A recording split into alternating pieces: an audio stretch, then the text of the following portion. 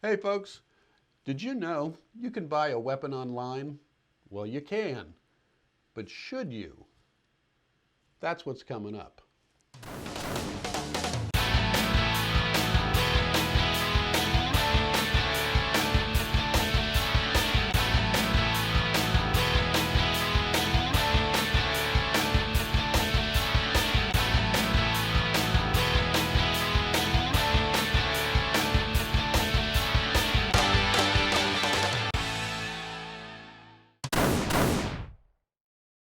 Hey folks, welcome back to the 22 Short Thursday edition of Get on Target with Link.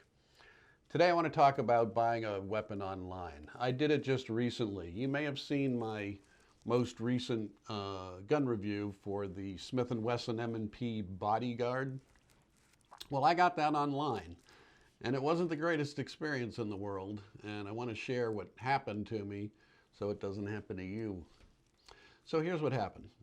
I went to a website, and the website is a place where independent dealers all sell their wares. It's a hub where all of these, you can look up all kinds of different weapons from dealers all over the country. So if you're trying to find that one gun that you just can't find anywhere else, maybe you'll find it there. And I did. I wanted that weapon in the flat dark earth finish, and it's not easy to come by, and it wasn't available locally. Well, I found it online. So great, I ordered it. Now, when you order online, the price of the weapon is going to be reasonable. You're not going to pay crazy amounts of money just because you buy it online. You will pay shipping, and that's an additional cost that you wouldn't have over the counter at your local gun shop, but you accept that. Another additional cost that you'll incur, however, is when they don't just send it to your front door and you buy guns over the internet and it shows up in your mailbox. It doesn't work that way. You still have to do the background check and so forth that's required. So when you buy it from a dealer, they're going to send it to a local dealer, and they are going to do the required paperwork and so forth and charge you a fee for that.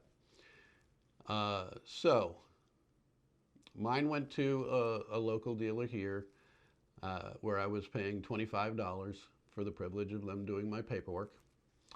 And that's what happened. Well, when I went to pick up the weapon, I did not find a brand new spanking clean weapon. I found a weapon that had clearly been cobbled together in the box. It was the right box, but there was only one magazine in the box. The weapon comes with two. Every advertisement for it, every review of the weapon, every unboxing video you'll ever see, you'll see two magazines. Mine came with one. It had clearly been fired. When a weapon is sent out by the manufacturer, a barrel plug is put in to the barrel for safety's sake. It looks like one of the little orange ear plugs, and it's put into the barrel for shipping purposes. That was loose in the box. Clearly it wasn't what it was represented to be, which was a brand new weapon. So I called the dealer and I asked, what's the deal and what are you going to do to make it right? He said, oh, I inspected that before it sent out. It was a brand new weapon, and nowhere does it say that it comes with two magazines. Well, everywhere it says it comes with two magazines. And they were refusing to do anything about it. So I called the website and asked what my recourse was, and they said, well, you could always send it back to them and get a refund. Well, clearly that this dealer wasn't going to do that. That wasn't in the cards. He was going to make a stink out of it, and it was probably going to be a legal matter, and for the amounts that we were talking about, I wasn't going down that road. I'm not a particularly litigious guy. I'll stay out of the courts at my own peril at times. I just don't want to be bothered with it. It's not worth it to me. So I took my losses. The weapon's fine. It cleans up fine. And I bought a second magazine and incurred another $27 for the purchase of this weapon. So it became a very, very expensive lesson for me. I want it to be a cheap one for you. Don't buy from an independent. Independents are finding one person somewhere in the country that's going to buy one gun, and they're never going to hear from them again. And they know that. It's a one-shot deal, and there's not a lot at stake for them. They don't have a lot of skin in the game. A major dealer, a big box dealer, or just a established gun provider has a lot at stake.